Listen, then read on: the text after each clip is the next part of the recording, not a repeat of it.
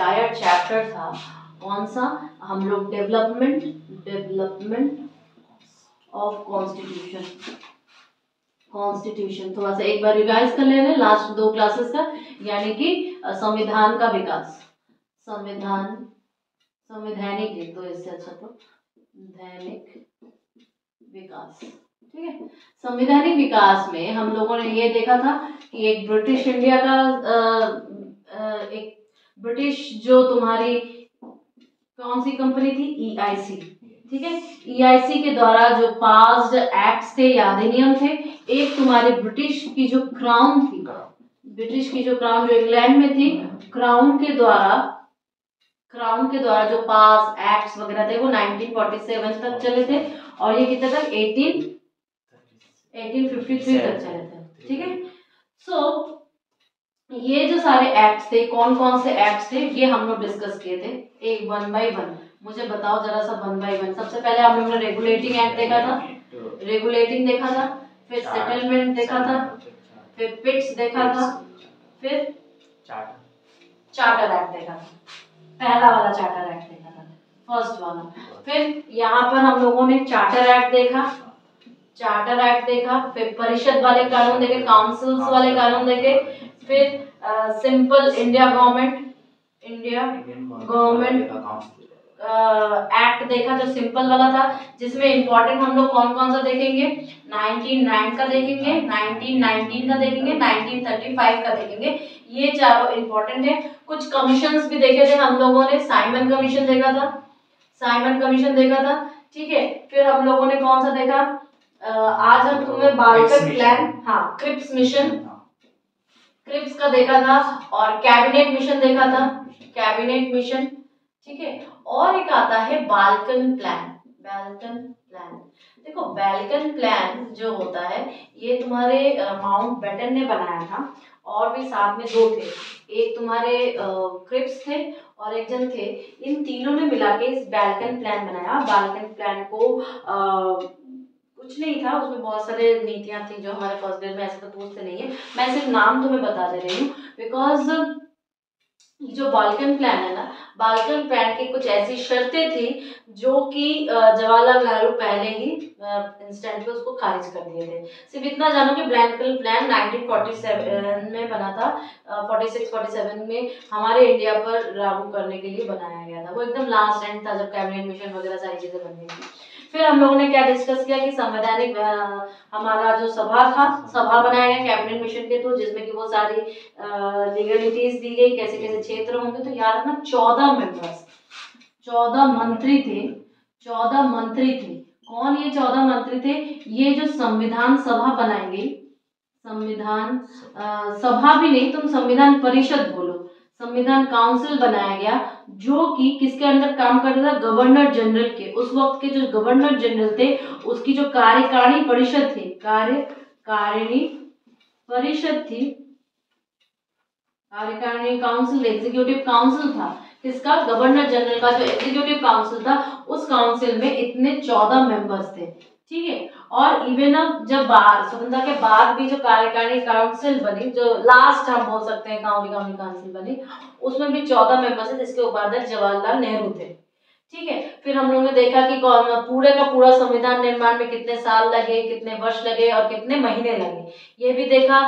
पहली बैठक कब हुई, लास्ट वाली बैठक कब हुई, और एकदम सर्वसहमति से कौन बने, फिर वोटिंग करके कौन बने। जो सबसे संविधान लागू होने के जस्ट बाद जो पहला चुनाव हुआ वो 1951 में हुआ, जो कि जो प्रॉपर हमारा संविधान बना है उसके हिसाब से बना। अब कुछ पॉइंट्स हम लोग लिखेंगे, पहला लिखो,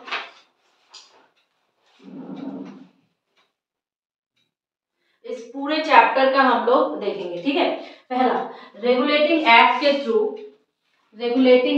थ्रू हम लोग क्या किया, रेगुलेटिंग एक्ट, पहला हम लोग लिखेंगे रेगुलेटिंग एक्ट बना 1773 में। इसमें सबसे इंपॉर्टेंट क्या है, कोलकाता में सुप्रीम कोर्ट बना, जिसके चीफ तुम्हारे जस्टिस जो थे एलिजा इम्पे, ठीक है, पहला पॉइंट। सेकेंड पॉइंट लिखो, भारतीय परिषद अधिनियम 1999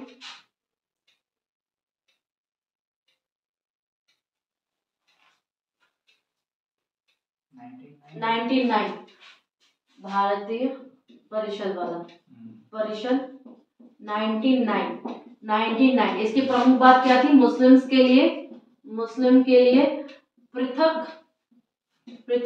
निर्वाचन मंडल और निर्वाचन क्षेत्र। ठीक है, निर्वाचन क्षेत्र यानी कि इलेक्शन रीजन और इलेक्शन असेंबली काउंसिल, ये 1999 वाली बात। सेकेंड, थर्ड लिखो,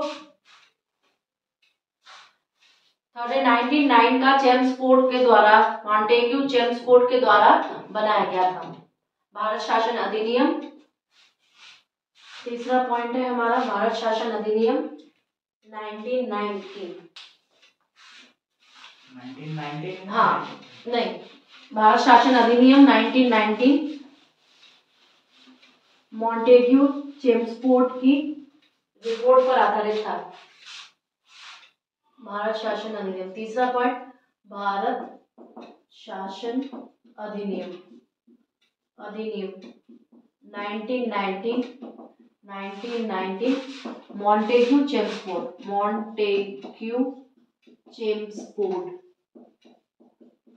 की रिपोर्ट पर आधारित था।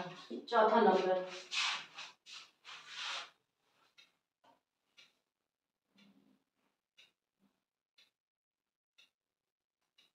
ठीक है, इसी में लिखो, इसी में एरो डाल के देखना। इसमें फर्स्ट टाइम द्वैध शासन प्रणाली यानी कि डुअल गवर्नेंस सिस्टम इंट्रोड्यूस किया गया। इसी में लिखो भारतीय लोक सेवा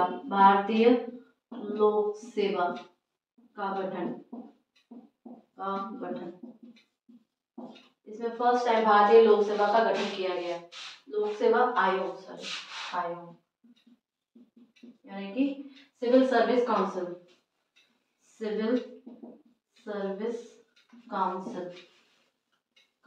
का एस्टैब्लिशमेंट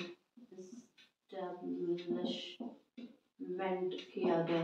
ठीक है, नेक्स्ट देखो, लॉर्ड मिंटो को सांप्रदायिक निर्वाचन के जनक के रूप में जाना जाता है।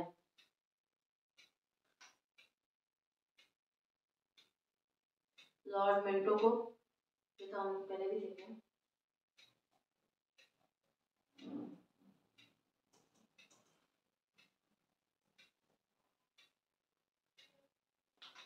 लॉर्ड मिंटो को सांप्रदायिक निर्वाचन के रूप में जनक के रूप में जाना जाता है। ठीक है, यानी कि कम्युनल फादर के रूप में जाना। नेक्स्ट लिखो, प्रांतों में द्वार शासन के जनक लियोनेल कार्टिस माने जाते हैं।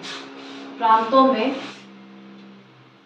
में द्वैध शासन, चौथा रहेगा, प्रांतों में द्वैध शासन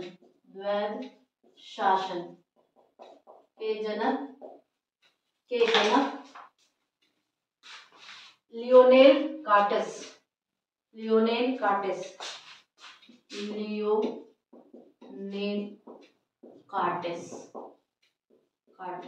इसे क्या कहते हैं? जनक। मतलब जैसे कि केंद्र में डुअल गवर्नमेंट सिस्टम, वैसे ही प्रांतों में जो डुअल गवर्नमेंट सिस्टम है। प्रांत कौन कौन से थे? जहाँ पे ब्रिटिश शासन था, बंगाल, उड़ीसा, मद्रास, इन इलाकों में, आगरा में, इन जगहों पर ब्रिटिश शासन था। तो वहां पर जो डुअल शासन सिस्टम था वो लियोनेल कार्टिस को वहां का जनक माना जाता है। क्लियर है? नेक्स्ट पॉइंट देखो, 1926 में सिविल सेवकों के लिए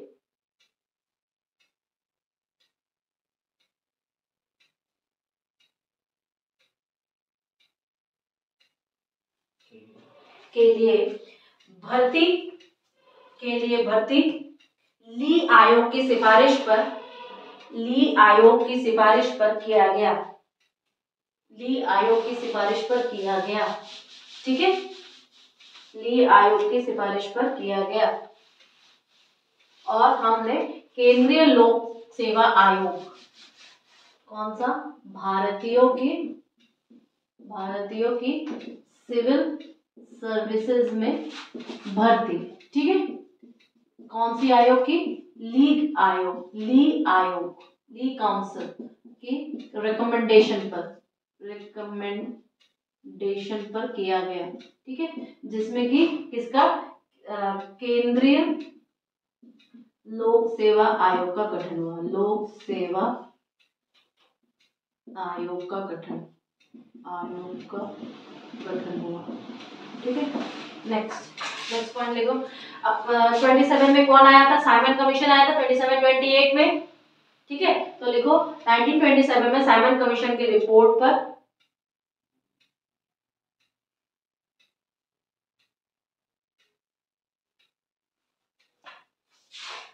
1927 के साइमन कमीशन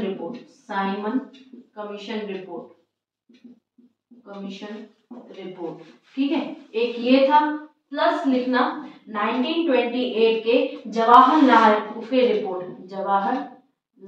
नेहरू रिपोर्ट। एक ये दोनों रिपोर्ट ही हैं। ठीक है, क्लास 10th में पढ़ाया जाता है। ठीक है, इन दोनों के रिपोर्ट के आधार पर 1935 का भारत शासन अधिनियम बनाया गया था, भारत शासन अधिनियम, जो कि सबसे इंपॉर्टेंट हम लोग डिस्कस करते हैं, भारत शासन अधिनियम। ये भारत शासन अधिनियम इन दोनों के रिपोर्ट के कंबाइंड इफेक्ट के आधार पर बनाया गया था। 1935 का ही एरो देना, 1935। ठीक है, बड़ा सा लिखो और उसमें बाकी सारी चीजें एरो दे देख लिखना। पहला, भारत में संघीय शासन प्रणाली स्टार्ट हुआ, भारत में संघीय शासन प्रणाली स्टार्ट हुआ। दूसरा, द्वैध शासन प्रणाली की स्थापना हुई।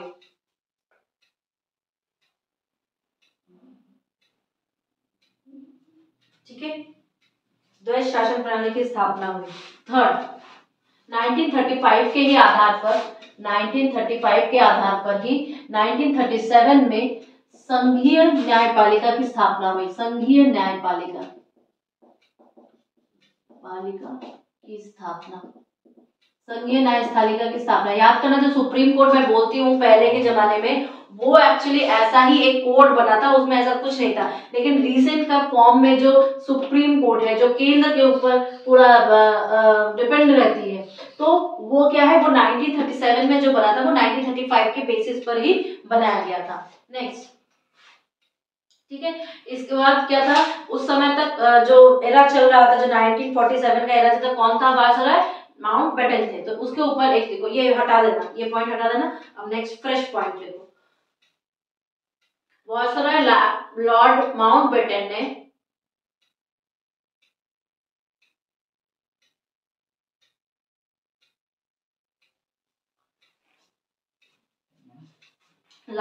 माउंटबेटन ने सभी जो नेता थे, जो भारतीय दल थे, ठीक है, ऐसे तो हमारे यहाँ पे कौन से उस समय के मुख्य दल थे, एक कांग्रेस थी और एक मुस्लिम लीग थी, कांग्रेस थी, एक मुस्लिम लीग थी और कुछ तुम्हारे ऐसे थे। ठीक है, तो माउंटबेटन जो उस वक्त के क्या थे, 1937 वगैरह के एरा के, वो क्या थे, वायसराय थे। कौन वायसराय था, माउंटबेटन, लॉर्ड माउंटबेटन। ठीक है, माउंटबेटन थे, उन्होंने सबके साथ परामर्श किया और 3 जून 1947 को क्या किया कि भारत के विभाजन के लिए सहमति दी। भारत विभाजन यानी कि 2 स्वतंत्र स्वायत्त राज्य, एक मुस्लिम लीग को दे दिया जाएगा, एक बार कांग्रेस को दिया जाएगा, जो कि भारत है और जो कि प्रेजेंट टाइम में पाकिस्तान है। तो इसके लिए वो राजी हो गए थे। ठीक है, एक मतलब राजी यानी कि योजना प्रस्तुत की थी। कब प्रस्तुत की थी, 3 जून 1947 को, 3 जून 1947 को, जिसे हम लोग क्या कहते हैं, माउंटबेटन योजना प्रस्तुत की थी। योजना या बोलोगे एक स्कीम दिया था, जिसे हम लोग क्या कहते हैं, माउंटबेटन योजना कहते हैं, क्लियर है। उसके बाद नेक्स्ट देखो, 18 जुलाई 1947 को ब्रिटिश संसद द्वारा भारतीय स्वतंत्रता अधिनियम पारित किया गया। 18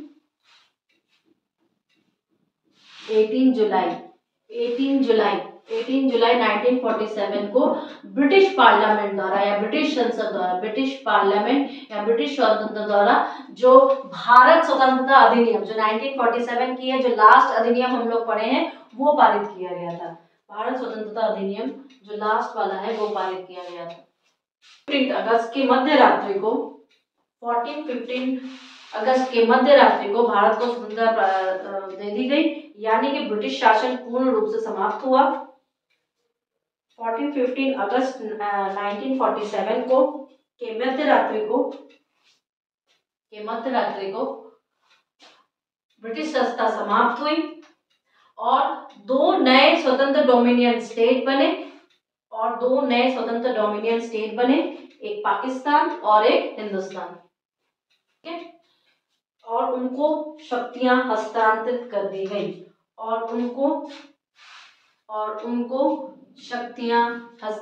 की गई। तो वो क्या था? डोमिनियन भारत था और पाकिस्तान। हम क्या कहेंगे? डोमिनियन भारत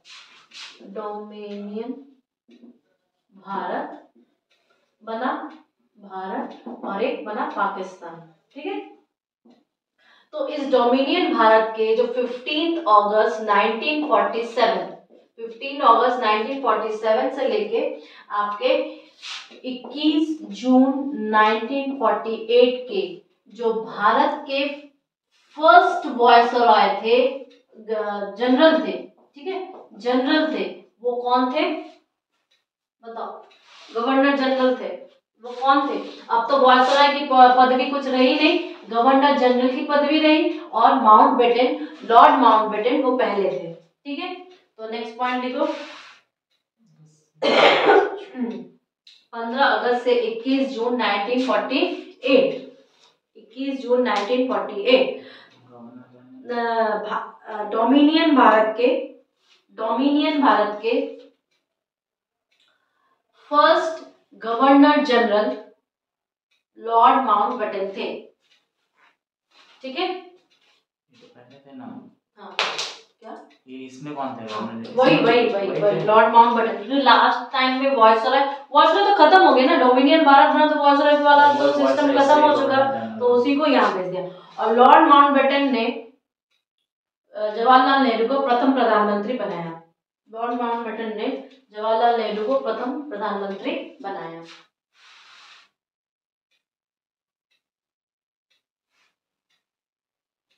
ठीक है, और उस वक्त की जो संविधान सभा थी उसको डोमिनियन भारत का पहला स्वतंत्र संसद के रूप में, जो संविधान सभा थी उस वक्त उसे ही डोमिनियन भारत का प्रथम स्वतंत्र संसद के रूप में स्वीकार किया। स्वतंत्र संसद के रूप में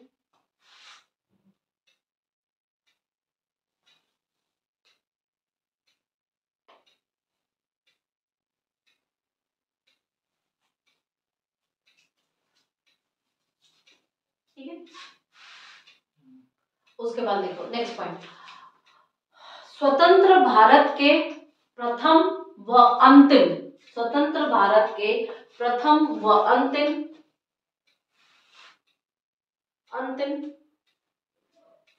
भारतीय गवर्नर जनरल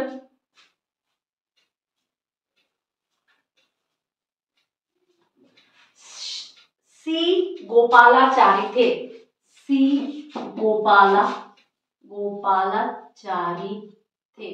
ठीक है, तो वो कब तक बने? 26 जनवरी 1950 तक बने। ठीक है, स्वतंत्र भारत हुआ। स्वतंत्र भारत के गवर्नर जनरल पहले वाला तो माउंटबेटन ही था, माउंटबेटन जून तक था, और जून के 21 जून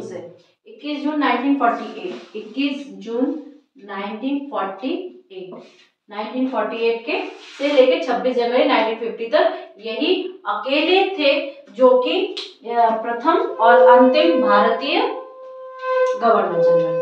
क्लियर है इतना? तो ये हमने जो देखा, ये हमने पूरे के पूरे 2 चैप्टर्स का एक कंक्लूजन है। क्लियर? इसके बाद हम लोगों ने क्या